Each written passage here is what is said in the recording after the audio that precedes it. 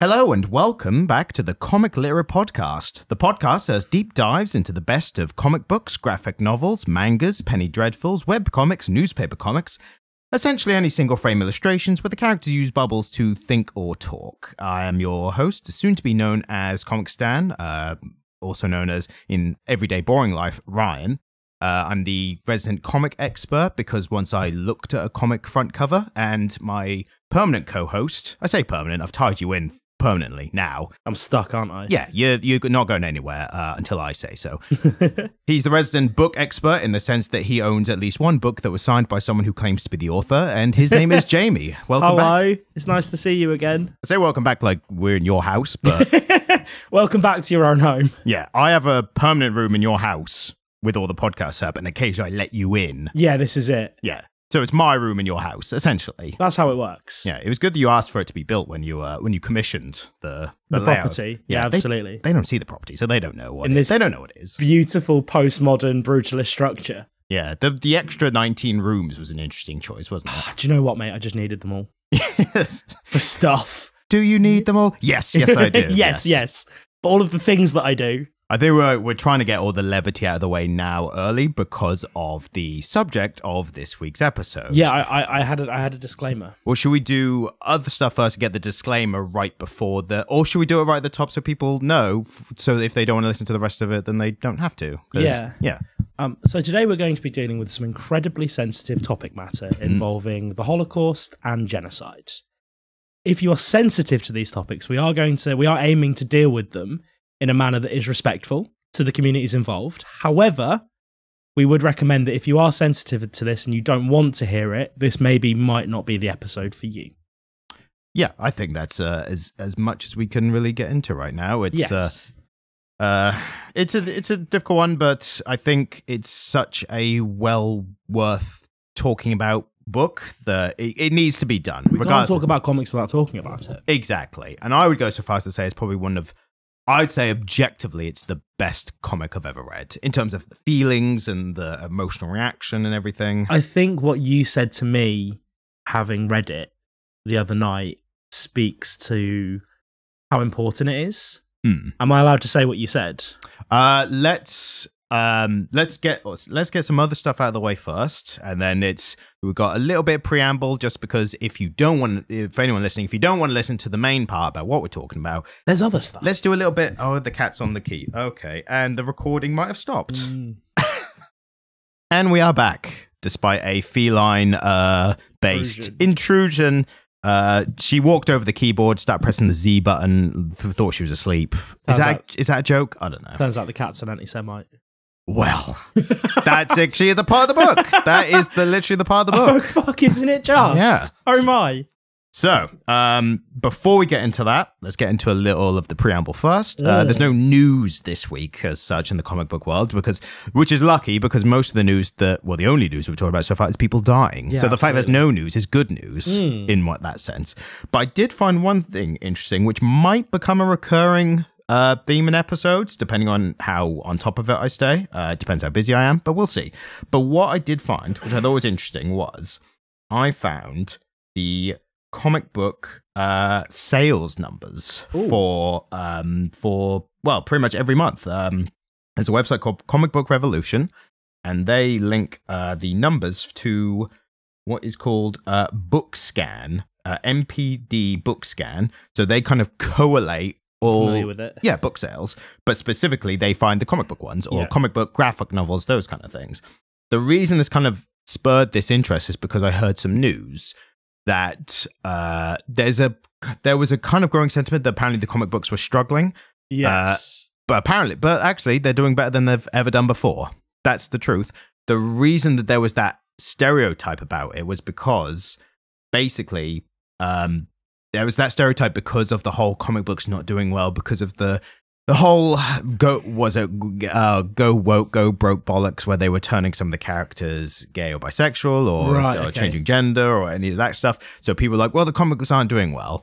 And what it was those specific titles I don't think were doing as well because comic book fans are, for the most part, not as receptive to changes to their characters. Whether you want to pin that to any kind of prejudice, prejudice or not, needs more investigation. I don't want to definitely say one way or the other, but I know for a fact that comic book fans hate changes being made to their characters. They're very vocal about that. And I think they are the most vocal community.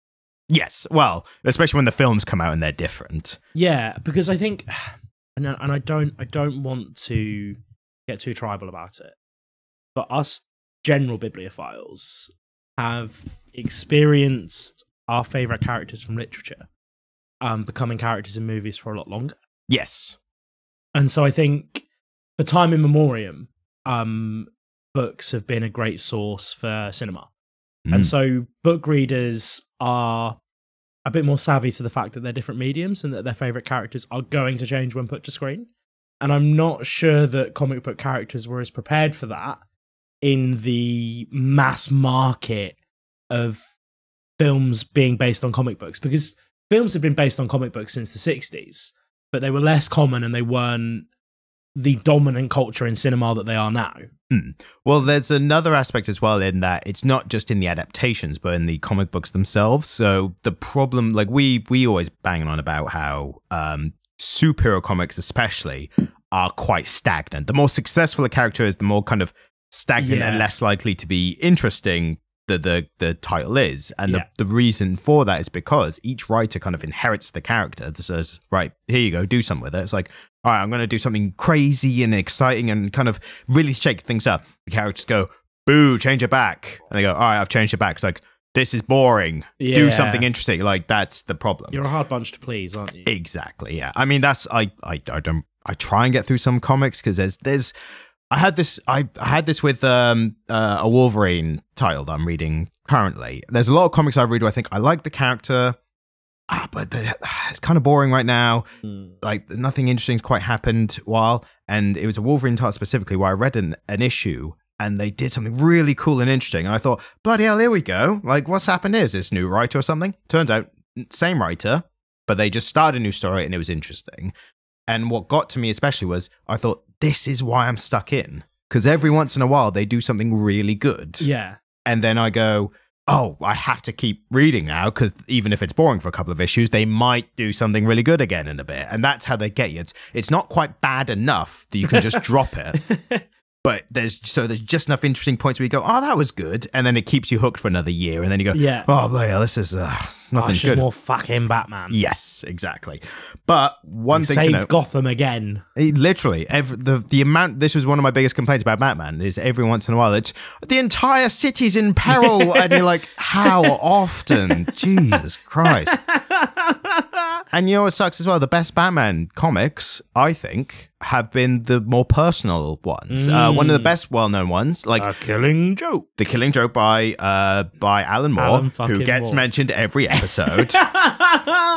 Every time. But his one was a very personal story. There was no crazy Gotham's in danger from being gassed by the Riddler or whatever. It was just like, he's the Joker and he's doing something personally to try and attack Batman and his allies. Another big one, The Long Halloween. It's about a murder mystery. So again, no like, oh, we have to save the city, there's a nuclear bomb and all this bollocks. So yeah, it's common in Batman as well. But one thing that I thought was interesting, especially with the sales, is comic books generally, and graphic novels specifically, are doing very well, better than they've ever done in terms of sales. The accessibility from the internet means more people are buying them, albeit maybe digital rather than hard copies now. And a lot of the best-selling titles are ones that are aimed at teenage and young adults. Yeah, makes sense. And the stories about them do involve different sexualities, different genders, different ideologies. Like, they are exploring the things that apparently comic book superhero fans aren't as excited by. So that it is prospering in a way, and I think that's a good thing. And I think as well, the fact that those are successful mean that the comic books like DC and Marvel, I think they're going to keep trying to get that success on the superheroes. And I think it's so valid because my experience of superhero comics, the older ones, is that they were focused solely on the existential threat that the adults were worried about. And that often became the kind of driving force of the story. So they were focused on nuclear war or GMOs they were focused on the things that the adults were worried about, but they were being marketed towards young people. Whereas actually now, from what you're saying, it sounds as though the focus is being shifted towards the things that are actually affecting and the things that young people are currently focused on, and the challenges that young people currently face. And ideas of gender and sexuality are so much more prevalent among young people because they have the space to explore it now. And so it's incredible that we're seeing media that reflects that. I think as well, it helps that the general zeitgeist of modern age is that young people are more tuned in to those global issues and societal issues and things like that. More so than, I don't say more than adults are, but the younger generation is definitely more vocal about everything. Gen Z are killing it, man. Like sometimes I come away from, because I spend a lot of time around Zoomers, just for my job. And sometimes I come away from it and I'm like, they are so much more thoughtful and considerate than us millennials were at their age.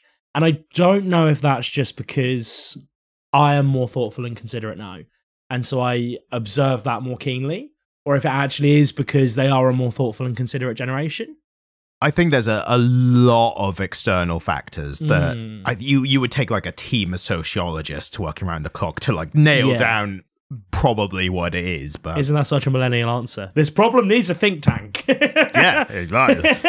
I mean, it's the smarter way of saying, I don't know, maybe smarter people know. Yeah. Absolutely.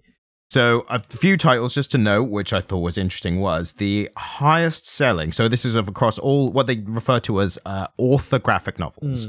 So I'm going to take that as just any graphic novel. Yeah. I think that's what that means. The number one is a title called Lore Olympus, which I briefly looked into, and it is a like Greek mythology, modern day kind of spin. Oh, it's a love story about, I might have got the character right. I think it's Persephone. Persephone, yes. Yeah, I think it's a modern take on her love story. Persephone is fascinating.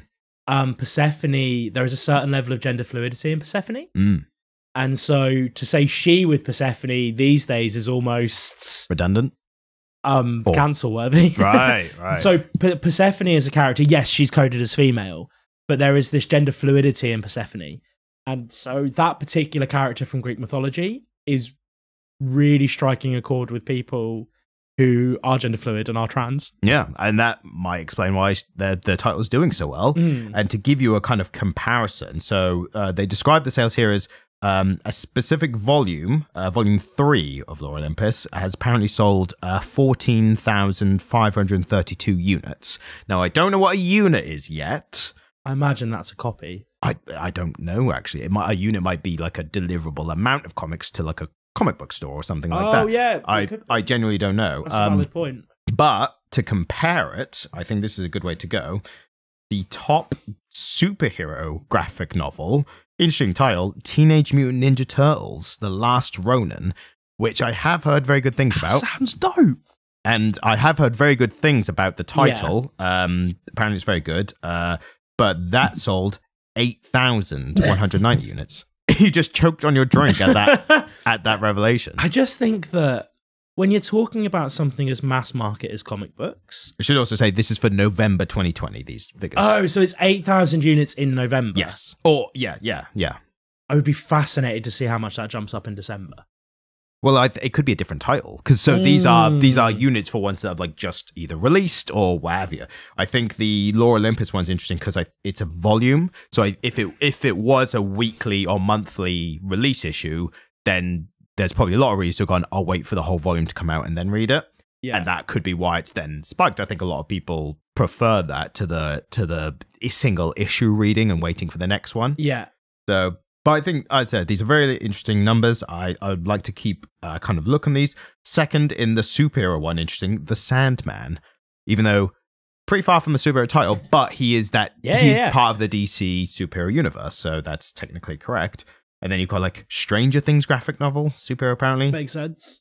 Fortnite, Godzilla versus the Mighty Morphin Power Rangers, Batman Spawn, which apparently very good. And interestingly still, as if we hadn't mentioned already, Watchmen 2019 edition. So a reprint of the original Watchmen. We are destined to talk about Alan Moore consistently. Because he's such a heavy figure, a huge, influential figure in comics. We have to keep talking about this man who thinks he's a wizard. Do you know, I've always loved Alan Moore's work, right? Yeah, totally. I didn't realise just how deep his roots in the comic book world were until we started doing this podcast, and every single episode, it's unavoidable that Alan Moore gets mentioned. It's unavoidable for us, especially because we're both fans of his. Yeah. But also, I think if you ask most comic book fans, anyone who knows comic books at all, and you say, who's the best comic book writer? They might be like, well, my favorite is X. But I think a lot of people would say, I guess Alan Moore is considered the best. It's between him, Grant Morrison, a few modern day ones. Chip Zdarsky comes up a lot. Matt Fraction is very good. Tom King nowadays, especially. I always say Brian K. Vaughan. I don't know if he's considered the wider world. I think that might be our bias, that we both think he's fucking wonderful. But also, The Wide Last Man's critically acclaimed. Saga's critically acclaimed. The Runaways, critically acclaimed. So he's got to have some kind of stat. He might not be at the top. He's the top 10 easily, I would say. Brian Michael Bendis, you have to say him. Yeah. I'm not a huge fan of his. He's done some good stuff. I don't know him. He's created more good characters than good stories, in my opinion. He makes these big stories, but he sucks at endings. Oh, I think that's a common trope of common criticism. We're not going to have that today. No. We are. We're going to move along, and we are going to get into our weekly corners. Hey, which the first one being Jamie's comic books without the pictures and a lot more words corner. Yeah, this has been it's fairly slim pickings this week. So as in there weren't as many books. There just weren't any books. Yeah, they just stopped making books, or you've read them all already, and you have no new thoughts. That's that Family Guy thing, the Family Guy joke of I've just watched every single YouTube video ever, and all good. Not a bad one in the bunch. So I started reading that Philip Pullman novel and then put it down. Through no fault of Philip Pullman's, it was beautifully written. I just didn't. And then we live busy lives as well. Yeah, I've been very busy. The other thing that's happened is that the book that has no pictures this week has been a video game. It's like a book. It's a very, very interactive book. Yeah, like a choose your own adventure, electronically transferred onto a games console. Yeah, Pokemon Violet and Scarlet came out. Ooh, that's an interesting topic. I hear it's not very good. That is exactly what I've heard. But like any good crack dealer, Game Freak got to me young, and so I can't have not played it. If that makes sense to you. Would you not consider waiting for reviews and then getting, maybe especially after this debacle? Yeah, I think so. So, to be honest with you, because I'm not 7, I've not been playing it online. It's been a fairly insular experience, and so the bugs and the lag and stuff haven't really been an issue for me. And the way I play Pokemon games, the way I play any RPG, is that I'm on autopilot while I'm listening to podcasts or watching TV or having... Often I'll be on the phone with my partner whilst I'm playing Pokemon. And so really I've just been grinding for Pokemon with good terrestrialized types. They introduced a new feature where your Pokemon, you can terrestrialize one Pokemon per Pokemon Center trip. And it turns into a crystal, but it gets a different type potentially. And so suddenly your fire type Pokemon is a water type. Interesting. So it still does it still has stab, same type attack bonus with its original type, but it also gets same type attack bonus with its new type, and defensively it is solely its new typing. And you get the Pokemon with the different terrestrialized types through raids. And so this little cave will like pop up on the map, and you go to it and you fight the hard Pokemon, and you can have the option to catch it at the end of it. And so I've just been doing endless raids to try and get Pokemon with funky types. The one thing they did something that was fan service for me, like for me and mine. Do you know the flying and surfing Pikachu thing? No. They made a Pokemon card in the 90s called Flying Pikachu, and it is a Pikachu with a bunch of balloons tied to it. I vaguely have heard something about this. Yeah. And there's always been the myth of the flying Pikachu.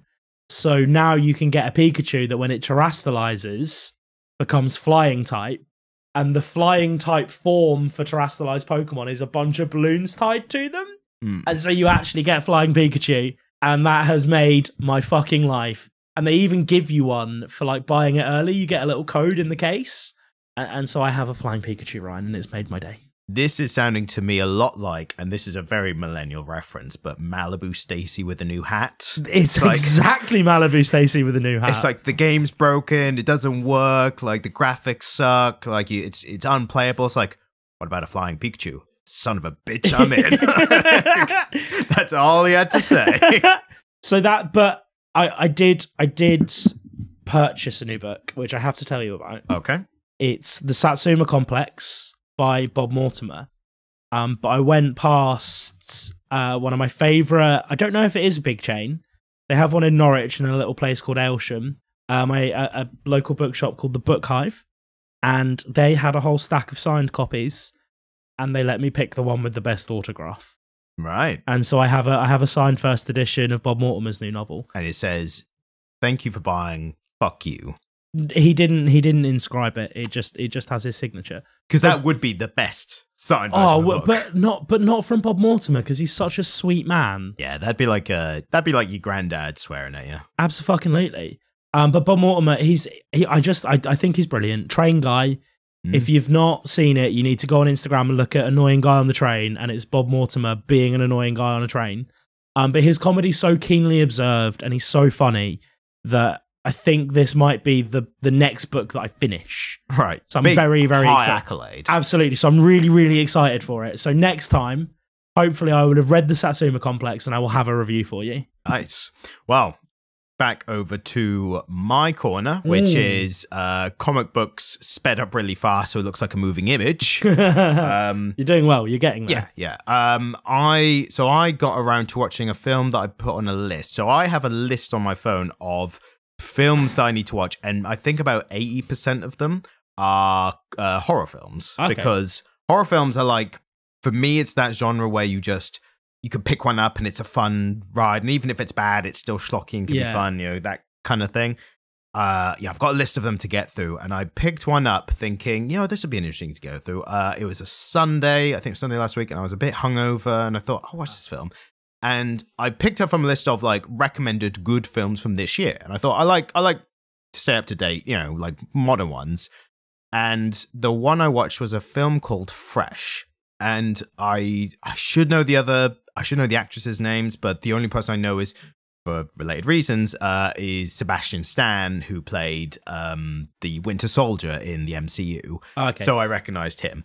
But so the plot of the film, and you will have to bear with me here. The plot of the film is that a young woman who is disillusioned with the modern dating scene, especially the online dating and everything. Film starts with her having just a crappy date, and it just kind of illustrates all the bad dates into this one for, make it easy to tell. She's kind of fed up, and then she runs into a guy in a supermarket who is very charming, very nice, asks her out. They go out, it's all good. Very rom-com style, like everything's going great kind of thing. And then she goes around to his, because he's taking her away on a trip, and that's a bit soon, isn't it? Yeah. he's like, hey, this is going well, let's go on a trip. And then she goes around his, and then she passes out, and then she wakes up chained in what is a nice basement, but a basement nonetheless. Yeah. And he basically breaks it to her that the reason she's there is because he is going to slowly remove parts of her to sell as human meat on the black market. And the title of the thing as well, and your expression is exactly what the normal person's expression to this synopsis is.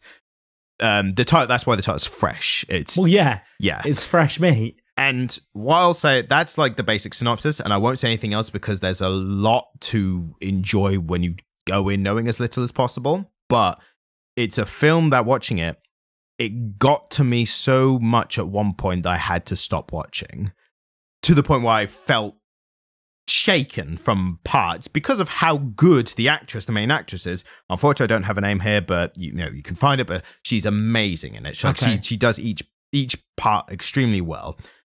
It's especially the part, like I was just saying, when she realizes what's happening. She has a very realistic reaction to it. It's not like a schlocky horror film where they're just like, oh my god, help, somebody. Like, it's just, she's like, you can tell the creeping dread and the denial that she's actually in that situation. And it slowly dawns on her that this is actually what's happening, and how cold this guy's suddenly become. And then there's scenes later where it made me genuinely have to stop watching. And then because I was so affected by it, and I thought, you know what? I need to finish this film, because if I stop now, it'll affect me more as the film I stopped watching. Yeah. So I finished it, and it's a great film. Like, it's a great horror film, but it's also just a great film. I don't want to give anything of the endings away, but it's really good. And also it says a lot about male-female dynamics, their roles in, like, it plays on rom-coms a bit as well as horrors. It's a lot to say about, the dating scene and relationships and things like that as well. It's worth watching if you can get past some of the more surgical aspects of the film. Surgical. That's not an adjective I want to hear. There's one interesting aspect which I thought was good, and I don't think this is spoiling too much, but the removal of parts of the character, of characters in it. One thing that's interesting is that the guy who does it, so he's a proper surgeon, and he doesn't put them properly under, but he does give them an epidural so they don't feel anything. Yeah. And well, initially it's like, if it was a proper horror film like Texas Chainsaw Massacre, it'd be like, chainsaw and blood and all this. And you'd be like, it's a horror film. Like, they're crazy. not going for gore though, are they? No, and this is what makes it worse. More insidious. It's more insidious, and the character, they're kind of partially awake for parts, and they can't feel anything, but they know what's happening. And the actress, again, sells it so well. Yeah. That's what made me turn off initially. That's disgusting. It's disgusting, but again, finishing the film was so worth it. It's really good. It's difficult to get through in parts, but it really pays off in the end. That's as much as I can say without spoiling it. It really pays off. It's worth watching. And I'll tell you, Corner with Ryan. Yes. Are you likely to watch this film? Genuinely? Because if not, I can tell you some spoilers. Well, I think we should leave that one to the listener's imagination. That's fair. I think that is an apt and accurate description. Yes. And anything further just becomes pornographic. I mean, well, or like snuff film kind of. But I will say it's the violence and the gore. That's another thing. Well, it sounds as though there's not a lot of gore. There's almost no gore. And the gore would make it less scary. Yes, exactly. Because the fear here is the implication of what they're seeing and what they're experiencing that you're not seeing, isn't it? Yes, and also the main actress, she's, without the gore, she's so good at getting across the pain and the suffering. So they didn't need it. No, exactly. So yeah, definitely seek out if you want an interesting film. If you think you can stomach it, it's worth watching. So that's all I've got for my what might become my horror corner if it keeps going like this. To be fair, although last time it was like Weird Al or something, so it's not always going to be crazy horror. But I guess we've come to the point where we should probably dive into the main course. Yes. So if you are sensitive to the things that I mentioned in my disclaimer, I was going to say, do you want to repeat the disclaimer, if anything? Yeah, just in case. Today we are talking about Mouse, which is one of the finest comic books ever written. It's an incredible story. It does, however, deal very candidly with the Holocaust, the horrors thereof. And so we are going to talk about this in a way that is as sensitive to the communities involved as we possibly can. However, we are aware that some listeners might find this really distressing, and so I'd recommend that if you don't want to hear quite a candid discussion about the Holocaust and the horrors that happened there, this might be the point to pause the podcast. But before you pause, up top, great comic, highly recommend, worth reading. expertly written, I would say. If you are somebody who's really sensitive to it, it's still worth reading because it's so beautifully written and drawn. Yes. And there's much more to it than just the Holocaust in the original, the original basis. Before you turn off, if you are still with us, but you plan on turning off, I just want to say one of the best aspects of the story, and we're going to get into it more as we go along, but it's set in the modern day, and it's the writer of the comic talking to their dad who survived the Holocaust. Let me get into it. I'll give you the synopsis. I feel like I'm like catching like that. But before you turn off, like, just hear this first. Yeah. So, Maus started in 1980. Something that I found surprising when I was researching for this episode is that it was serialized. Really? So this was published over 11 years. 1980 to 91. And a monthly releasing issue? I assume so. It only says it was serialized, so I don't know what its specific release schedule was. It's in chapters, so I wouldn't be surprised if those... So it's like 5 chapters per volume, so 10 chapters? Yeah. So maybe they came out like that. And they were about... So it might have been one a year. Yeah, and I think it might have been about 20-ish issues a chapter, and that is about the size of a normal comic book issue. Yeah. So, And Art Spiegelman, who wrote it, was a working cartoonist. And so this was written alongside all of his other work. It is, I would call it postmodernism. I would say that this is a postmodern retelling of the story because all of the characters are drawn as different animals based on their ethnicities.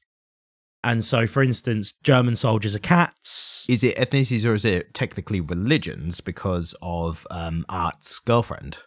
Who is French and portrayed as a frog. But she's a French Jew and she's also portrayed as a mouse, isn't she? So she's never actually portrayed as a frog, but Art jokes in the modern day. He says...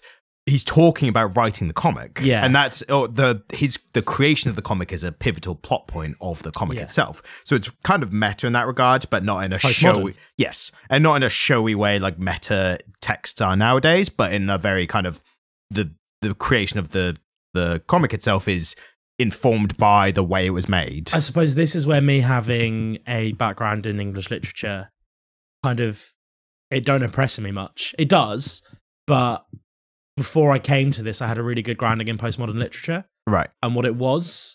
And the idea of a novel as a text within the context of a piece of fiction is one of the key tenets of postmodernism. So maybe it's that it's something that's been done quite a bit in literature, but is one of the earlier, most well-known examples in comics. Yeah, and I would absolutely agree with that.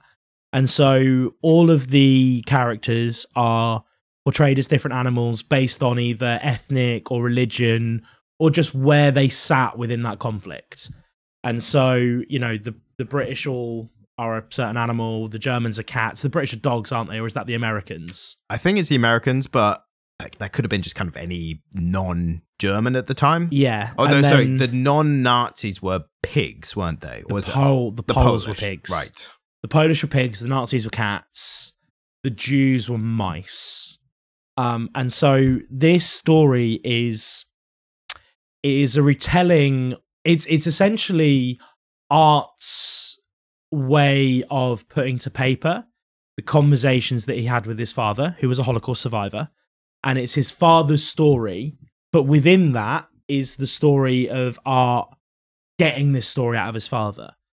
And so, if I'm allowed to jump straight in... Sure, go ahead. I think one of the most fascinating things about this, and it's something that has become really prominent in the way that we portray and discuss the Holocaust in history, is the element of generational trauma that stems from that particular genocide. And we said before recording that is one of it's the biggest theme of this entire graphic novel. It's how we deal with trauma on a generational basis. Because something that we see time and time again is that the trauma that Art's father experienced is being passed down to Art in this really wrenching, meaningful way. And I think this has become a big part of the conversation that Jewish people are having around the Holocaust. Really great example of that in the real world is young Jews, and I'm going to tear up talking about this, young Jews having their grandparents or great-grandparents' concentration camp numbers tattooed on them. Mm. And it's, you know, that's fucking wrenching. And it's so... And I think initially when people saw it, they thought it was really disrespectful, but it's a way of them honouring the struggle and honouring their heritage and actually bonding across generations with, you know, their ancestors at this point who experienced that. And I think this is one of the first... It's the only place we've seen that portrayed in comic books in this way. Yeah. I think when it comes to stuff like that, I think just an interesting side point is with any kind of like marginalized community across any kind of lines, there's always an element of, well, these people did this thing that might be construed as offensive, but it's actually their way of coping with whatever it is there's to do with. And I think there's a tendency where people either on either side of things go, oh no, it is offensive, it's callous, and the other goes, no, it's their way of it. And the truth is, it can be both for both parts of the same community. Like, they're not a monolith. There's no like yes or no, it is or isn't. And also, if you're not Jewish and you're offended by it, you're being offended on somebody else's behalf at a behaviour they are acting out. Yeah, but what I mean is as well, there's just as much chance that there are Jewish people who could have the same criticisms. Yes. And that's what I mean. It's not about, oh no, they think this. No, they think this. It's they think both because they're not a monolith. That's the main thing. But I mean, personally, I think it's touching. Yeah, I understand it for sure. And I wouldn't criticize any individual's way of dealing with trauma as long as it doesn't hurt anyone else. Like everyone has their own mechanisms that they're not even aware of. Like that's the main thing is you try and put yourself in other people's shoes, but people have their own individual, again, mechanisms, and they might not even be aware of them. So sometimes it takes like people going to therapy before they're like, oh, this is why I do this thing is because of trauma or what have you. But then also the theme of this whole thing, the generational trauma. So it's not even your own. It's like your ancestors or your parents or grandparents. So yeah, there's a lot of different aspects to this to cover, which is a credit to just the writing of it, of the story in itself. It covers so many aspects by just literally telling the story of the people.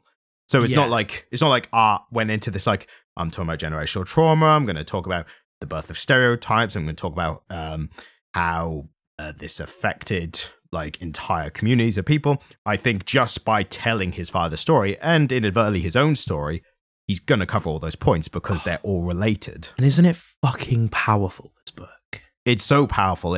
I think it draws you in. I think the art style and the animals draws you in a almost kind of like an unintentional, maybe intentional, but in a kind of a lesser known kind of like, oh, come on, it's not that bad. Look, there's mice and cats and like it's cartoon. Like, come, and then that kind of lulls you into false sense of security, and then it slowly hits you with the real life tragedy, and then your guards down to it affects you more once you get to those points. Yeah, no, I agree. I think it was a genius decision. Yeah, to cast all the characters as animals, and I agree with you. It gives you a degree of separation from it, which allows you to even start to read it and to get through it. And then there are points where he pulls back the curtain and you see these characters portrayed in human form again. And suddenly you realize that everything you'd been reading happened to real human beings. Yes, and including old photos, black and white photos and stuff like that. Yeah. Yeah, and he uses it to such great effect that I agree with you. There are points when I first read it that I was being carried along in this story. Almost whimsical because you associate it with other cartoons where personified animals. Yeah, absolutely. And then suddenly the curtain gets pulled back on you and you have this wrenching moment where you realize that it's always in the back of your head that this is a real history and that this is a human story. But then he forces you to consider that at the point he wants you to. And he has control over the point at which he makes that story human again. Yeah. And it makes it so much more powerful, I think, than if you'd just seen these things happen to people depicted as humans and not animals. Yeah. And also, it does kind of create some moments of levity as well. Yes. The one I specifically made a note of was, for some reason, I made some notes for Volume 1. I have no idea where they've gone. I could not find them on my phone. So I only have notes on Volume 2. But I don't think there's so much of a difference between Volume 1 and Volume 2 other than specific contextual parts, which I think the main meat of the story is Volume 2 anyway. Yes, I would agree. So, but there's one little part I thought was cool where we've said this before, he debates in the comic whether with his girlfriend whether to make her a frog or a mouse. Yes. And specifically says, I was going to make you a frog, which he never does, but he says, I was going to make you a frog and then have a rabbi wave a magic wand and turn you into a mouse. And that was going to be that in-universe version of a conversion to Judaism. Yes. So it was going to be like, instead of going through all the real life stuff, it was like abracadabra, like turn into a mouse. And it's like, Mazel tov. Like, so I thought that it has those moments which are quite nice, but they are few and far in between. So it kind of, they are natural bits of levity, which I don't think we necessarily even attended, but just happen because it's a real human story. I think, yeah, and the normalcy of his relationship with his partner is at points jarring and at points touching. And feels very real, doesn't it? I mean, all the relationships do, because they are. This is it. Yeah, it's his genuine portrayal of, you know, him extracting that story from his father, but particularly his relationship with his partner. We don't see much of it through the story, do we? But the parts you see, it portrays a very normal relationship between two people in the 1980s, 1990s, dealing with their problematic parents. Yeah, exactly. And, you know, they're conversations that me and my partner might have about our parents at some point. You know, they're kind of very normal conversations, but they're being had within the context of this. I don't want to call it a grand story, but it is a grand story, isn't it? It's a grand story of a huge event. Yeah, of course. And I think one of the themes of it is Art kind of feeling guilty about, he literally, at one point, he feels guilty for not experiencing the Holocaust. Yeah. And specifically that speaks to a wider feeling of the younger generations feeling like they're not going through the same hardships as their parents. The survivor's guilt. Yes. And not, it's like that specifically is survivor's guilt because people died. But there's also a grander version, which is just, again, just less hardships. Like, it's not to say people dying, but it's like you didn't go through things as difficult as your parents did. So you feel like you've taken from their success and you haven't earned it or something like that. Yeah. Like that, I think that's a much more generalized common way of feeling. And I think that's more, I don't think it's not necessarily survivor guilt because his dad survived, but it's his dad had to go through everything that he didn't. And not only that, but it's because he's profiting off of the tragedy. Yeah. And he is very aware of that, but at the same time, it's a story that needs telling. And I think there's one part where he confirms that in a interesting way where everyone's like getting at him in the success of the first volume or the first couple of issues, that people are like hounding him about the success. Yes. And one of the parts is people are trying to get him to make adaptation or just okay adaptations, and he refuses. And I think that's his kind of his meeting halfway of, I will publish this book and I will make money from it, but I won't allow further adaptations because they're not required. I need to maintain ownership of this story because it's my dad's story, not your story. Yes, and even though he could maybe, we don't know if behind the scenes there was some kind of requirement for him to retain ownership, and they said, no, we can't make it if you own it. So he said, all right, then we can't make it. But whatever it was, he definitely wanted to keep it within this confines of, this is a story, it's not going to be changed, and it's not going to be mass produced or commercialized. Yeah, and I think he made the right choice. Definitely, yeah. I really do. I do think maybe this far along, and just for the sake of keeping the story to be told, maybe now is a good time for maybe like an animation or something. But I mean like a very true to almost what you could do, like a scene for scene, word for word animation. And I think just to keep the story alive and keep it, told and keep it known. Yeah. I think that could be a good thing. But again, that's completely, it's not just the story of the Holocaust, because anyone can make an animation about the Holocaust. It's the story, his dad's story and his story. Yeah, absolutely. And talking a little bit about art. I'll say one other thing, what I just said as well, I made a note about how at one point he draws the illustration of him drawing his comic over on top of a pile of bodies. So that is a very literal, this is how he feels about the comic. Yeah, he agonized over this. This was his magnum opus. It's worth noting that he wasn't a writer of hard-hitting novels. So he was like he was a cartoonist. Yeah. So he started his career with Topps. Do you know who Topps are?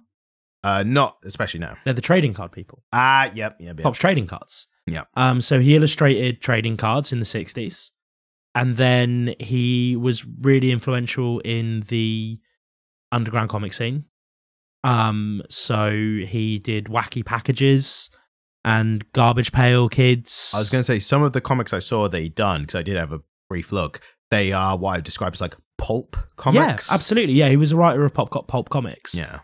So he was of that generation in the 70s and 80s, kind of making pulpy... I mean, Garbage Pail Kids, I've never properly got into them or anything, but all I know about them is that people go, oh, they're terrible. And the people who like them are like, yeah, that's the point. Yeah.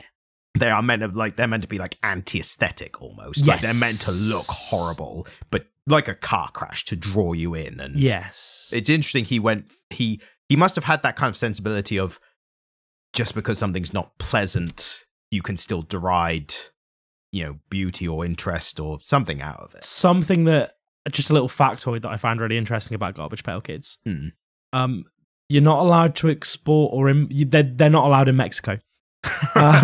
So since the late 80s, there has been a ban in Mexico. It's one of their import and export laws, which bans all representations of minors in degrading or ridiculous manners, in attitudes of incitement of violence, self-destruction, or any form of behaviour antisocial. And so Garbage Pail Kids was cited as an example in that law of something which portrays children in a ridiculous manner or having attitudes to the incitement of violence or self-destruction. And so Garbage Pail Kids has not been allowed in Mexico since 1988. And quite a difference from America, where you can make a lot of jokes about the other way. Exactly. How they are the opposite of that. I just thought it was wild. But no, Art Spiegelman, this was his magnum opus. And I always assumed that this was a novel that he wrote in 2 volumes.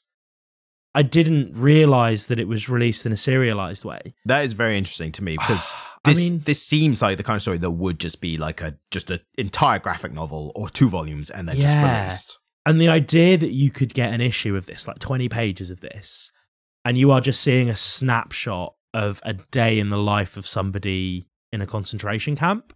Imagine how affecting that would be in amongst the stack of superhero comics. I would think that at the very least, I'd assume that the front covers were very, very obvious as to what it was. I would love to see the Some way original. it was. Yeah, I would love to see some of the originals, because I imagine they're collector's pieces at this point. I was going to say, that's going to be my new going, because I go to comic book shops a lot, but and when I flick through, I'm never really looking for anything, so I'm always just kind of like, oh, that's interesting. Oh, I remember this. Oh, that's cool. So now I'm going to have like I wonder if I can find an issue of Mouse. That'd be very cool. I think it would be fascinating. Yeah, and so there's a lot to cover. I mean, I have some notes, but my notes don't feel like they cover everything. Like I got snapshots of things, and I think that in itself does say something, because there's no kind of apart from the worst points of the Holocaust, and even those, it doesn't feel like they hit the worst, except for maybe like the actual points of genocide, but everything else, it feels so like just so much terrible stuff happening, but over so long a time. And they're broken up by the modern day, and because and his dad, they go back and forth into the story and then their modern telling. But all the horrible stuff that happened and in Auschwitz and everywhere, it feels like you don't pick up the gravity of how bad it is because it just slowly draws you in, and then it just happens for so long, and then eventually it just panders and stops. Like, there's no point of liberation. There's a slow transition to them not being prisoners anymore. And that, because you expect, when you think of the liberation of a subjugated people, you think that liberation is going to be this great orgasm of activity, right? Mm. But that I completely agree with you. It's something that the liberation never really felt complete at the end, did it? Yeah. Even once he was with the Americans, it still felt as though he was in danger. There was never a point in that story where I felt like the character was safe. Even though the whole way through I knew it was going to end well for him, there was never I agree with you, there was never a point that his liberation felt complete. There's also an aspect which I thought was very interesting where they are taken from the concentration camp because the Nazis at the time knew that they were losing ground. Yes. So they were, rather than, I always just imagined through complete ignorance that when they were losing the war, they just abandoned the places. No. And that's when the camps are liberated. But they literally took everyone, marched them all the way to the next place. And then in the process of, I've got his name here, Vladek, Art's dad, being released, he was on death's door already. Yeah. But the Americans were doing a prisoner exchange. Yeah. So Nazi prisoners for Jewish prisoners. But even in that, they were literally, he was taken from one spot to the other with a bunch of other Jewish people. And then they got to a place and then it was, right, get on this train. They'll take you to the next stop and the Americans will be there. We're not getting on this train. They get on the train, they go there, get off at the stop, no one there. Wander around for a bit, empty houses. Yeah. And then suddenly run into more Nazis. Yeah. And they can actually go, right, hold up, you stay here. We don't know what's going on. And they're like, we've just been freed. And then I say, like, well, hang on, like, we're going to lock you in this room until we know what's going on. So they're like, fucking hell, like, what's going on? Yeah. And then they literally sleep in a barn, wake up the next morning, those Nazis have gone, just disappeared. So they go, oh, well, what do we do now? Walk down the road a bit, another group of Nazis. Yeah. So what that got to me was, one, the messiness of the real situation, but like the admin of a war ending or like a retreat. And like, it was all messy. No one was talking to each other. No one knew what was happening. These Nazis were like holding on to Jews. And then the commander, or whatever the title was, his girlfriend was trying to convince him to be like, leave the Jewish people. Let's save ourselves and get out of here. So he was like caught between this, like, we need to leave, but also I've been told I don't know if it's entire life, whatever, but he's like, my main mission right now is to, stop these people having freedom. Yeah. And he's kind of caught between what he should do and stuff. And the Jewish people are just like, tell me what's going on. Like, I just want to know, am I free? Am I not? Like, the Jewish people at the end almost, they seem like a bunch of people stranded at a fucking airport. Yes, and that's what I mean by it's the admin of war, which you never think about. The admin of subjugating people. Yeah, you don't. Yeah, I suppose you don't consider. Yeah, it really, when I first read it, it really alerted me to the fact that when a sweeping, we think of the liberation of the surviving Jewish community at the end of the Holocaust as being, again, as I said, this great orgasm, this great final moment of liberation. The same with the liberation of black people indentured into slavery in America. Yeah. Whereas actually on Juneteenth wasn't the day that these people were freed. It was when they found out that they were. Yeah, and that was a whole process in itself. itself. Absolutely. These people had technically been free for a while. It was only on Juneteenth that they discovered it. And it was the same here, wasn't it? These people had been liberated, but really that process took time and more trauma and more. And they weren't all liberated in one go. No. It was like a slowly retreat and set up and retreat. Whichever ones we can't hold on to anymore. Exactly. So there was a lot of little points that you didn't know at the time. The volume 1, and I don't have the notes, but one thing that was very very interesting during it was the slow creep of this is what I was going to mention. The rising tide of the racism and the scapegoating and everything like that. And that's something that I had seen portrayed in literature before. There's a fantastic novel called A Goodbye to Berlin by a chap called Christopher Isherwood. And it is Christopher Isherwood is an Englishman. He was living in Berlin, Weimar Berlin, as a gay English teacher. Obviously, Weimar Berlin being a hub of a real safe place for homosexuals in the early 20th century. So the 20s and 30s, was that?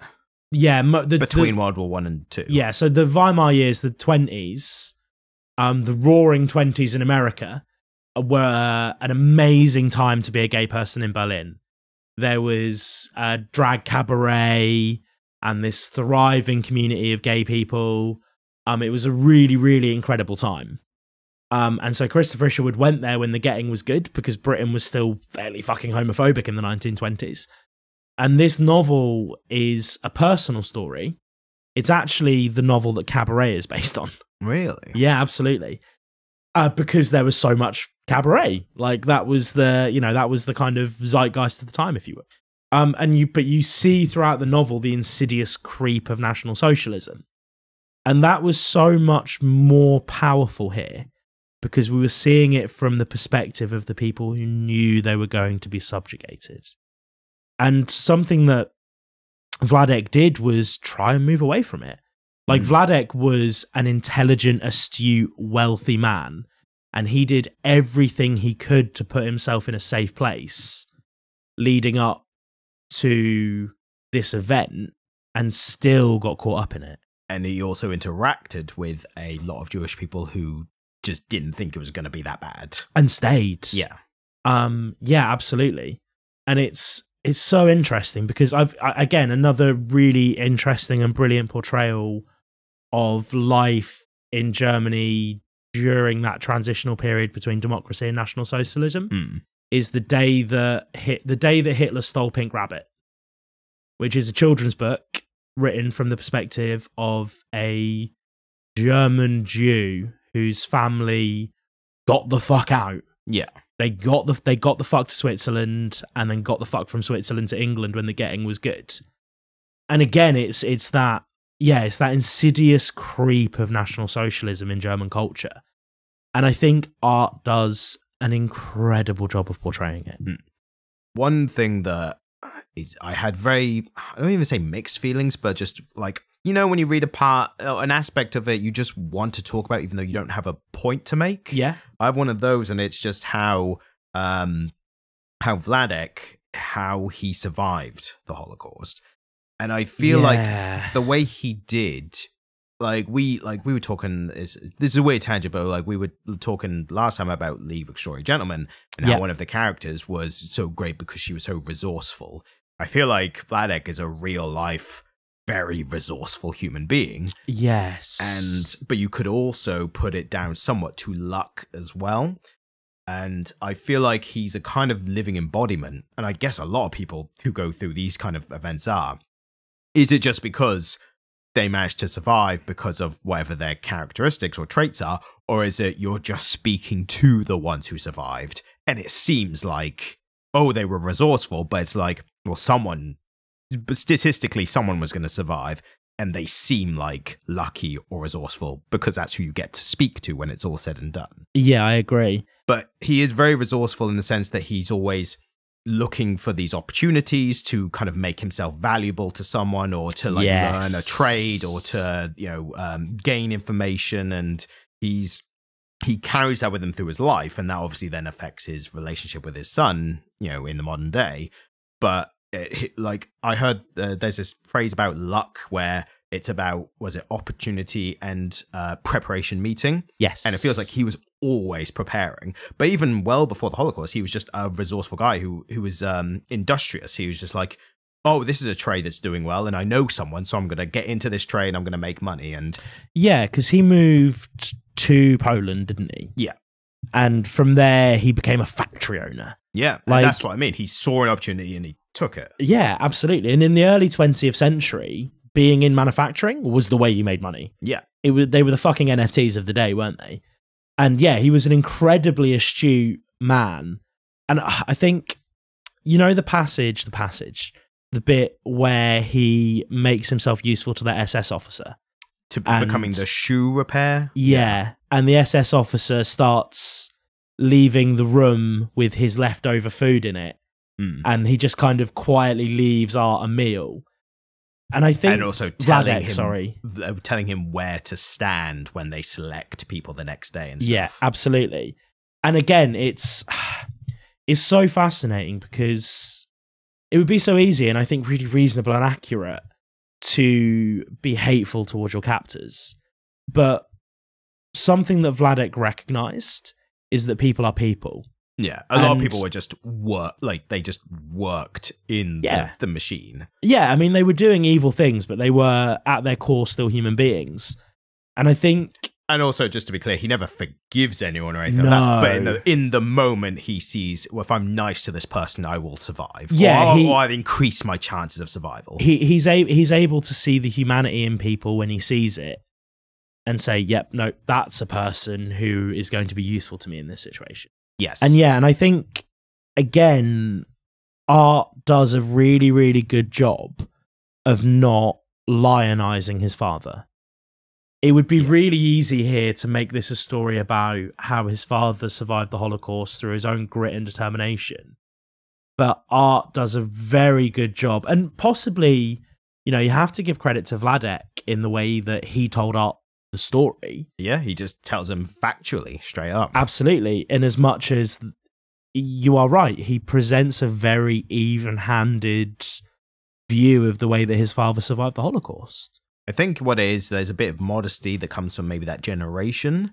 And it's weird to think of like modesty applying to surviving a tragedy. But at the end of the day, it's a personality trait. So it happens, you know, in every situation. And the way that he will do these things, like he'll take these actions or these preparations, and as an outsider you can say, bloody hell, that was like really smart or like really like intuitive how you knew to do that. And he would just say, well, it just made sense. Like he's not like, yeah, no, that was good on me or whatever. He's just like, well, I just saw the logic and did it and it worked out. Absolutely. And when it doesn't work out, he's also just like, and that was just bad luck that on that day these people were here or this happened or whatever. Yeah, it's... Yeah, I agree. Yeah, I think like a lot of the issue we're talking about this as well, it's such a densely written piece of work that doesn't read like a dense written piece of work. So reading it, I would say it's very accessible. And I think that's, you know, comic books generally are quite an accessible medium. Yeah. But there's so much to get into in terms of like the smaller stuff and the themes and the messaging and everything that's just, it's difficult to talk about. It is, isn't it? It's incredibly difficult to talk about. I think the modern day stuff at times is more interesting than the past stuff because the modern day is how we... Even though this was, what, in the 90s this came out, didn't it? 1980 to 1991. So even though it was maybe written in the mid-90s and came out with the late 90s... No, it was written in... It came out between 1980... Oh, 1980, and sorry. 1991. Right. So it came out predominantly in the 80s. Right. So even though it was how people in the 80s were relating to the Holocaust and the war and everything, it's also just about how people who didn't go through it relate to people who did go through it. Oh, yeah. I mean, this is something that I really wanted to get into, is the fact that even though Art is asking his father to kind of dig up and talk about parts of his past that he clearly doesn't want to talk about, Vladek is an incredibly frustrating person for him to be around. Yes. Vladek is this Vladek's a really challenging human being with a lot of love for his son. Specifically because he just has a different way of living that can be... He has a different way of living that makes sense if you've been through what he's been through. Yeah. But if you've not been through, just comes across as... Well, this is a large conversation. It comes off maybe as cheap or petty or needlessly complex or over the top. And one point that I was going to make is that I never realized that things like the stereotype of Jewish people could actually stem from the real life tragedy they went through. The frugality that allowed people to survive that situation. Yeah. Yeah. And again, you know, watching Art, who lived in America in the 80s. He was a relatively wealthy man in America when the getting was good. Watching him interface with his father's frugality is so fucking interesting, isn't it? Yeah. There's one part specifically where Vladek, he's just broken up with his girlfriend at the time. Yeah. And the reason being, and we may touch on this tonight if we have time, but the Art's mother, who survived the Holocaust, then killed herself years later. Yeah. So when Art was a child. Yeah. So Vladek, he has this girlfriend, and then they break up because the girlfriend, she went through the same thing. She went through the Holocaust as well. She doesn't have those traits that Vladek has, and she can't deal with him either. Yeah. But again, these traits, it's not the stereotype of Jewish people or anything, but he has them because of what he went through, and they saved his life. Yeah. But when he's alone, he's talking about like, oh, I can't really look after myself, so why don't I move in with you? And Art's just like, Art portrays himself very real as well. Yeah, poorly but real. Like, he's like, I can't live with you. I will go crazy if we live together. And his dad's like, well, you know, I can't get my own place. Like, I can't look after myself. And he's like, why don't you hire a nurse? And Vladek's like, oh, what are the neighbors going to think if this woman comes around every day? And he's like, get a male nurse. He's like, nah. And like, oh, I don't want to bother with that. And he's like, I don't want to spend my money like that. And Art's like, you have all this money. Why don't you use it to be comfortable in your later life? And he's like, oh, if I spent money like you, I wouldn't have any. And the part that I'm screaming at the page, which is how good the writing is, that it draws you into their conflicts, is I'm like, mate, you're at the end of your life and you have a huge savings. Just use it. Use it. But that mentality of saving up everything is what saved his life, potentially. And it's the little things. So it's him. Are you going to talk about the half-eaten cereal? The half-eaten cereal, but him with 2 tubs of screws. Dividing them and sorting these tubs of screws in his shed. Or when Art and his father are walking down the street and he picks up. Or when Art and his father are walking down the street and he starts bending over despite being really frail to pick up these loose ends of wire. Because he can use them for something. He can make use of them. And it's seeing all of the tiny little ways in which his experience has changed who he is as a human being. Yeah. That I think, and I think that's what one of the things that Art was trying to give us. I think Art was trying to portray the situation exactly as it is, which that Vladek has these traits which helped him during tragedy and are now annoying to normal people who didn't experience the same. That Art is annoyed by them, but at the same time knows exactly why he's like that. He's no like, oh, I wonder why he's like this, and then finds out. Like, even before he hears his story, he's like, yeah, I know why he's like that. And Art empathizes why he's like that. But the fact is, and this kind of can be missing from fiction at times, is when you live day to day with someone, eccentricities like that can drive you insane. Yeah. And that's missing from fiction, because we look at fiction as the idealized version of life, and this is real life. Yeah. And this is hesitant to why I think we were hesitant to cover this at all. Yeah, we talked about this a lot, didn't we? The fear was that, like, what we've done in the 4 episodes before this, I think it's 4, I might have miscounted. Might be 4. I think it's 4. But the 4 episodes we've done, and what we will continue to do, is we will take a bit of fiction and then pick it apart. Have fun with it. Yeah, and we'll be like, oh, I liked it when this part happened. Oh, I didn't like this character. Oh, the author should have done this. And you just can't do this for this type of work, because it's just, you can only experience the story as it is. Yeah.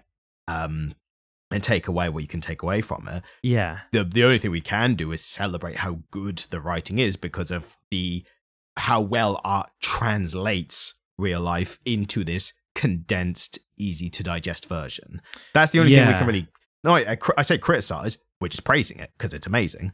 There's nothing to criticize, and also you can't criticize someone's personal retelling of their own story or their father's story. I think that's a really interesting point, because it sounds silly to say that there's nothing to criticize, but there really isn't Yeah, I'd call this as close to a perfect comic book as you could get. Yeah, I think so. And like, I'll be blunt and say, you could say that it's cheating because it's a retelling of a real life tragedy. Yeah. But that's the fact of it. That is just the fact of life, is when someone, again, translates so well the story into this modern telling.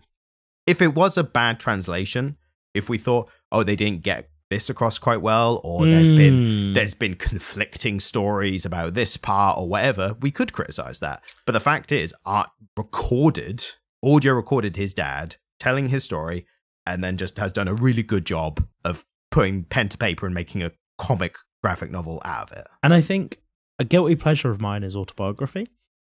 I really like an autobiography. That's the weirdest guiltiness of a pleasure. Like, my guilty pleasure is Limp Bizkit. Like, yours is a thing that people do without guilt.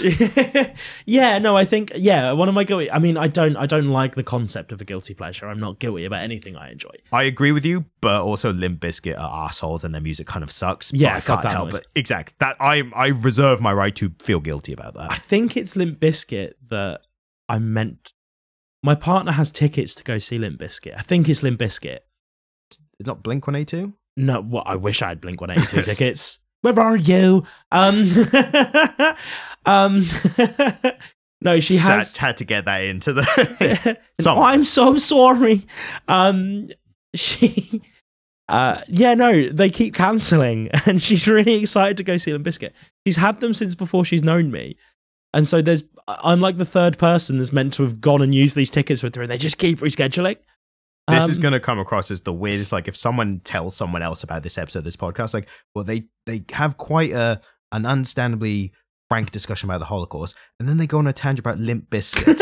It's like, I'm not. If I wasn't here right now, I would not have good concepts of how that happened. So you find autobiographies interesting. Yes, and I like it, and I like an autobiography. And I think this might be one of the best biographies I've ever read. Yeah. Oh, I barely read any autobiographies, and I would agree with you. Yeah. I mean, I think there's. Oh,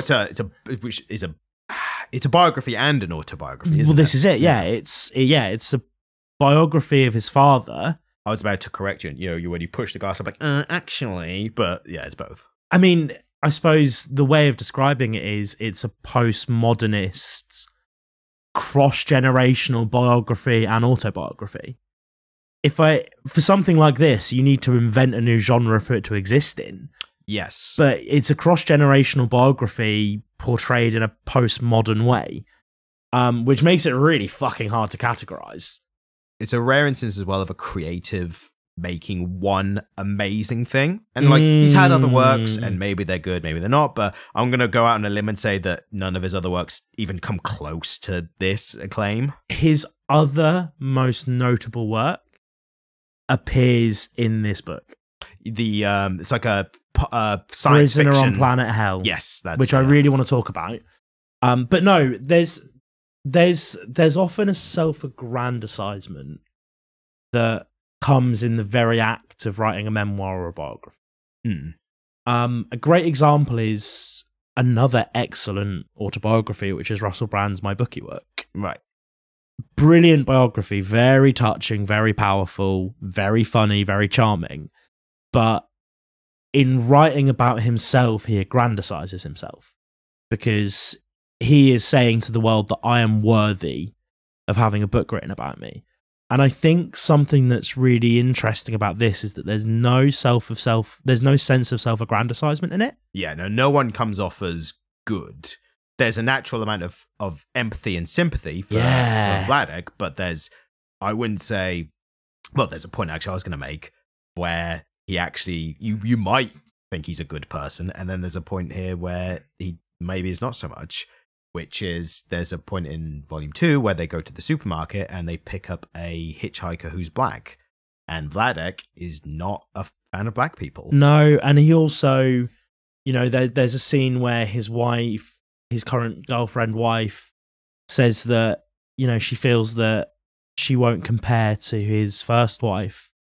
And he's just like, yeah, you don't. Yeah. And again, that's the complete opposite of self-aggrandizing or even aggrandizing someone else. Art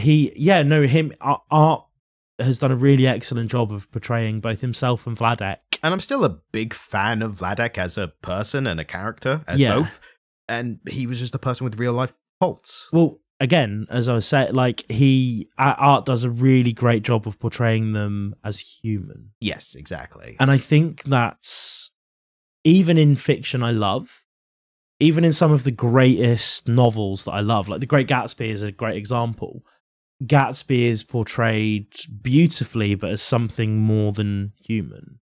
He's, there is something of a caricature in it, like a mystery that elevates him to just being a fallible character. There's some element of caricature in it, and I think it's ironic that this is a literal fucking caricature that doesn't portray its characters as such. Yeah, it does the opposite to achieve the goal. So doesn't it? By making it again further from reality, art is able to get more into the reality and keep your attention.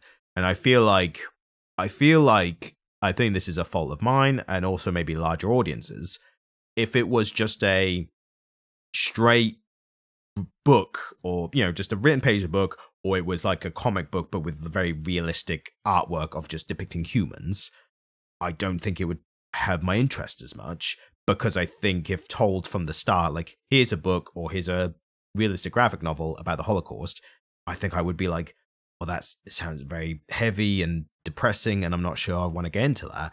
Whereas by having it, again, it gets your guard down by having a cartoon caricature of animals, and you go, oh, this is interesting. It's like a light presentation, but of a heavy subject.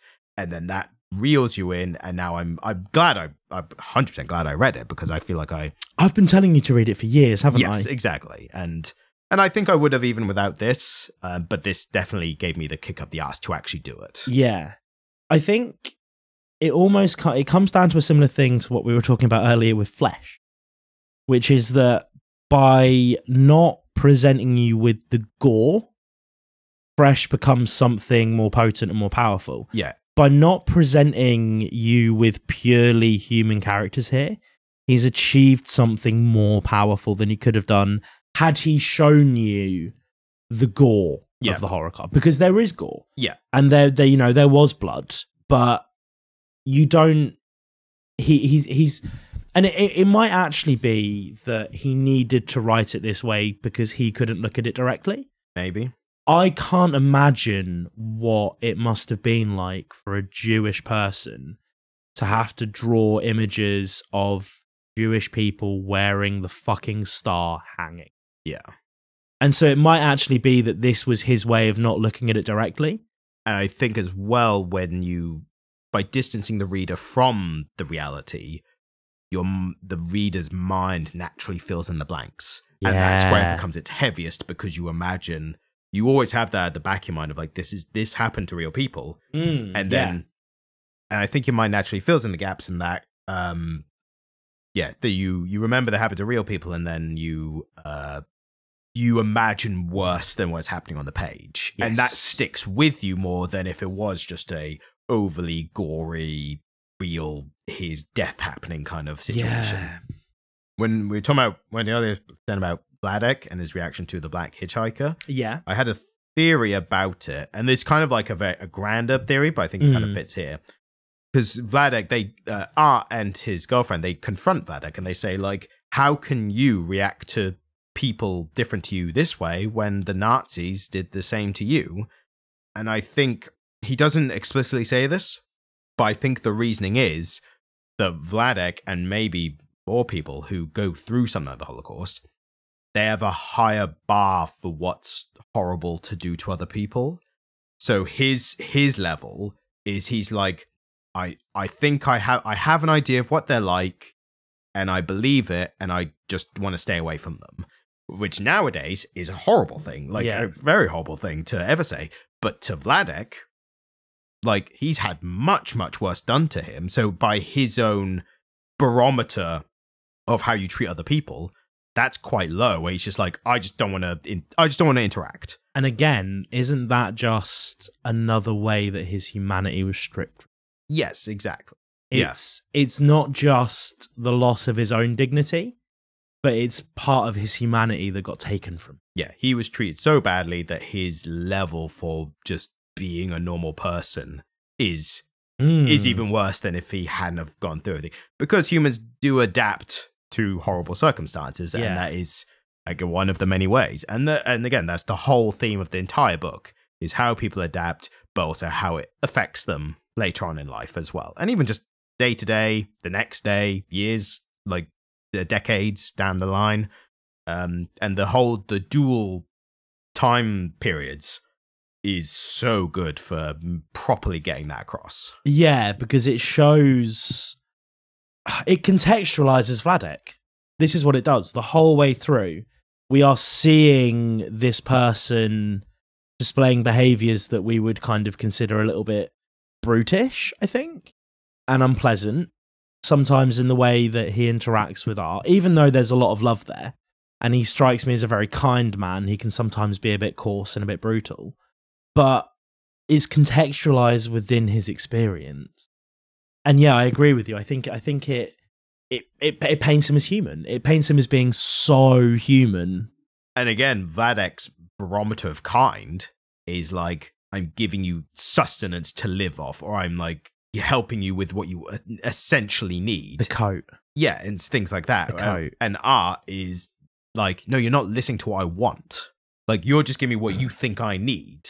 Which, again, during the Holocaust, you can be like, you need food, you need water, you need shelter. Like, if by giving those things to other people, that's his version of expressing love and being kind. Yeah. But art in the modern day, not having that to worry about those things, he's like, no, listen to like what I'm actually telling you. I'm expressing what I want, and you're not listening because you're just jumping to what you think I should have or need. And then there's this interesting thing that you touched on a little bit earlier, which is art experiencing guilt that he gets to experience his wants and have his wants met, having had a father who didn't even have his needs met. Yeah, and it's also why when he's being hounded by people for the success of the comic, he reverts to a child over the panels, which is a great example of panel layout. So over the 6 panels, so 2 a row, he shrinks with each panel and becomes smaller and smaller, and the last one he's a crying child.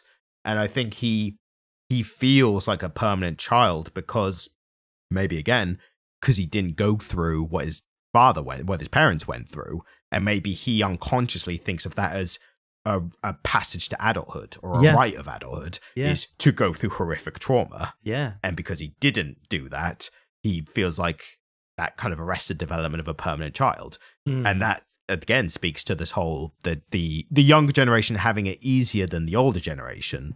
You feel like you're not earning your place in the world by suffering like your parents did.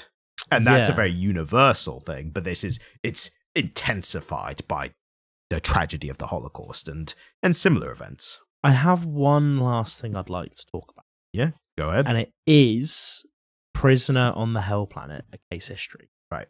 And you think is there similarities to like the themes of that and Mouse? Well, that is the other comic strip he was famous for. Yeah, and it was written into the comic, isn't it? He inserted in, and it's about his mother's tragic taking of her own life. Right. And she also was a Holocaust survivor. There's a few interesting things happening here. First things first, he draws himself in Holocaust pajamas. Like, he is in striped pajamas through that passage. Right. And I think that is the most visceral representation in the text of the way that the Holocaust resonated through the generations. Like, in the loss of his mother, he is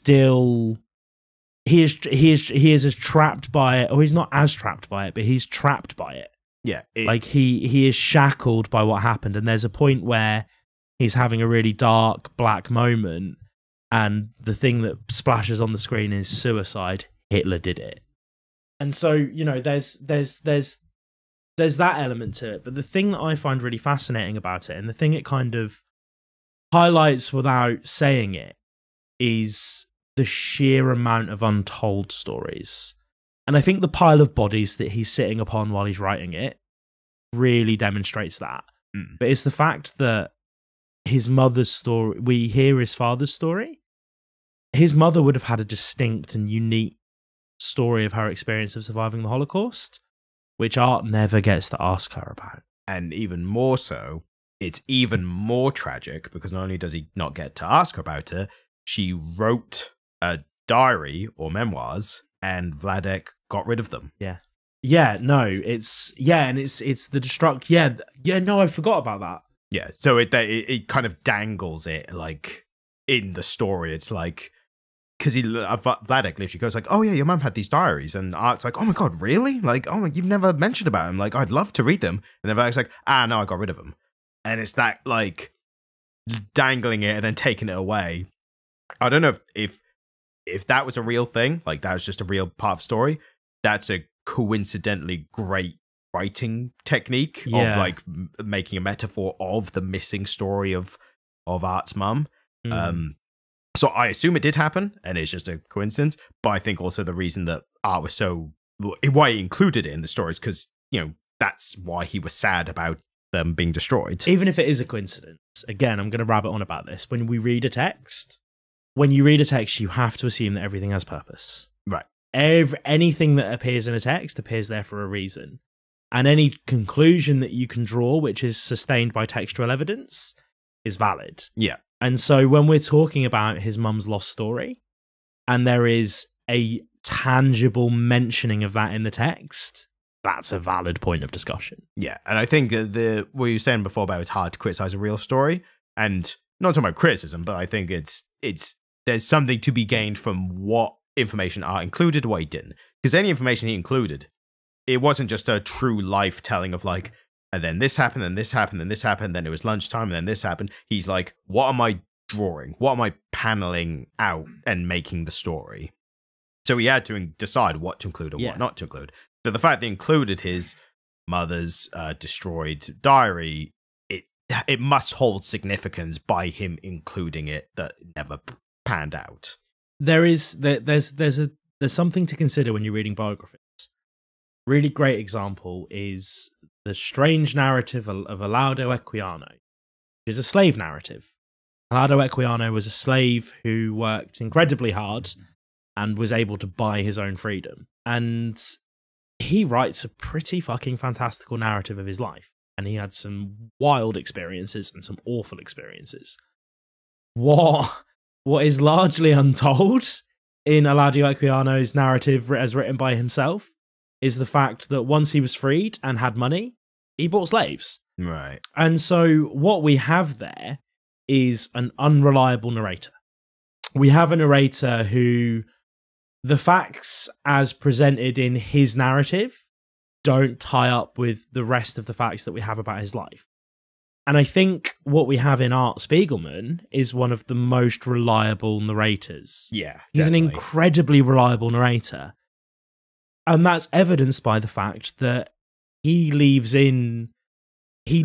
things in this story which are compromising to his own character. Yeah, to his and to his dad, who, you know, I think any other writer would just leave as very sympathetic and very brave and interesting, but he's just like, oh no, but he was all this stuff as well. Yeah, and it makes it all the more powerful to the modern reader. I think this is interesting because I like to play a game sometimes, which is where do certain books appear in bookshops, right? And with Mouse, next time you go to your local bookshop, dear listener, go see where Mouse is and to report back to us. Because does it live in the history section? I've always known it to be with the graphic novels. I've seen it with the graphic novels. I've seen it with the Pulitzer Prize winners. But which it is. At the very least with the graphic novels, it's normally one of the ones that is the front cover is facing. It's the one that they really want you to see the cover of, right? Yeah. But does it live in biography? Does it live in history? Does it live in the Pulitzer Prize winners? Does it live in graphic novels? It's all of those things. And one great part to end on is just a little bit of levity, where one place that it doesn't live in is certain American schools' libraries.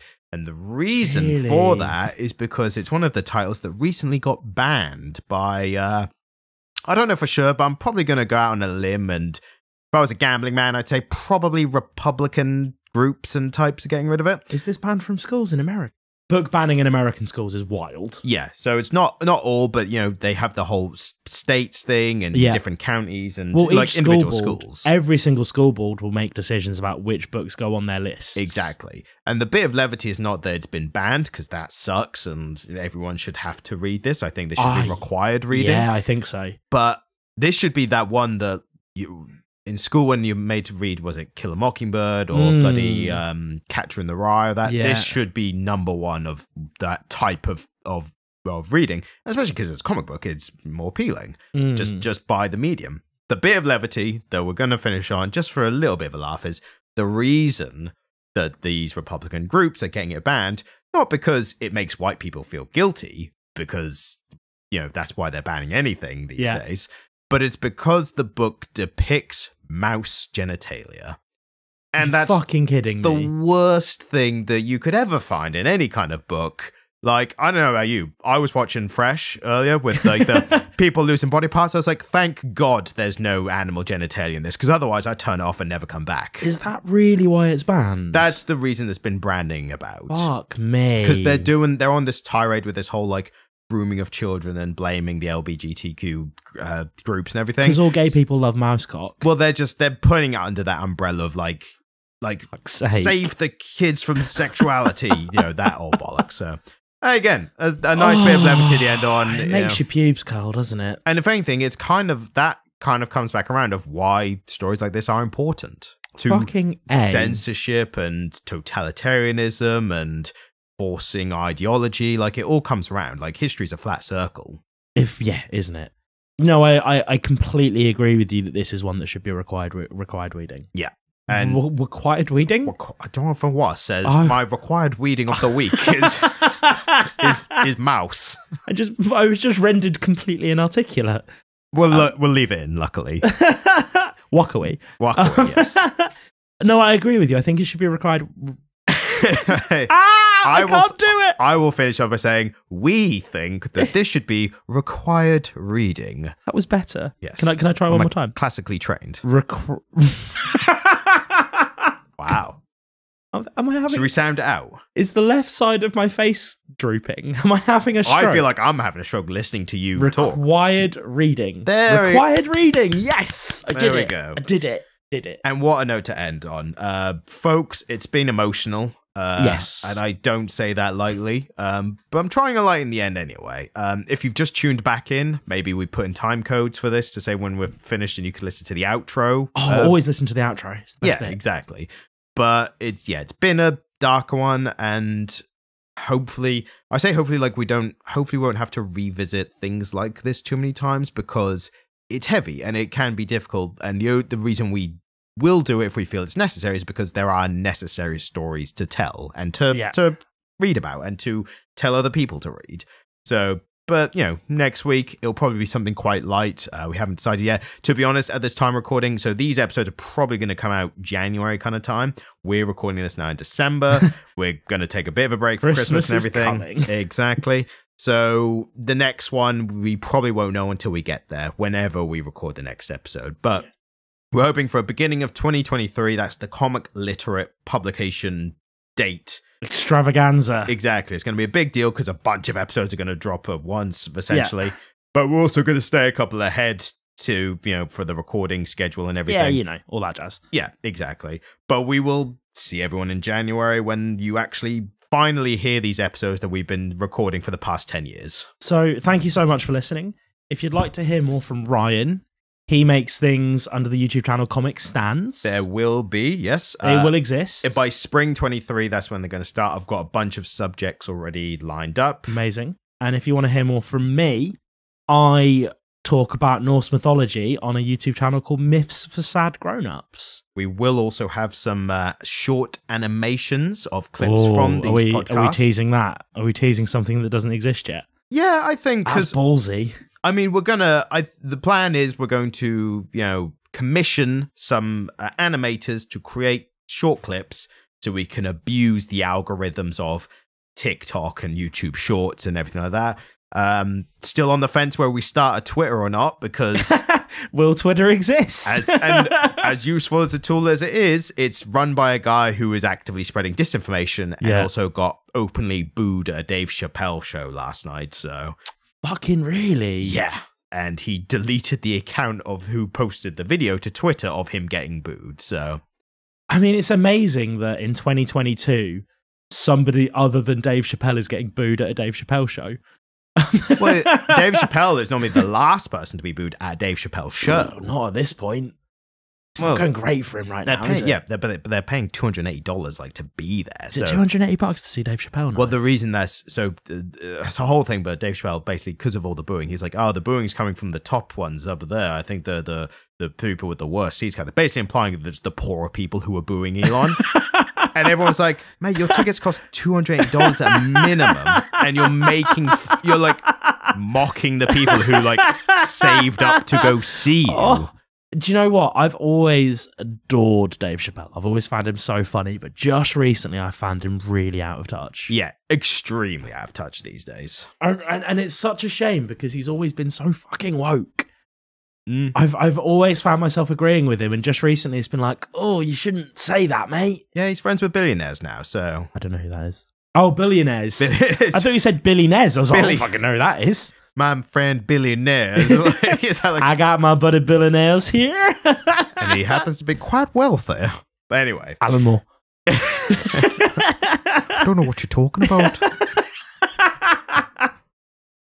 Again, one day we're going to do an episode without mentioning Alan Moore, and a Claxton's going to go off. It's going to be like, woo, woo. What I think you should do, Ryan, is when you edit it, we can stop now. This is just a conversation that I want to have with you. I feel like this is going to end up in the episode anyway, but... Okay. Or do we want to do the outro? Do we want to say the goodbyes and then be done? Goodbye. Thank you, everyone, for listening. See you in the next episode. Goodbye.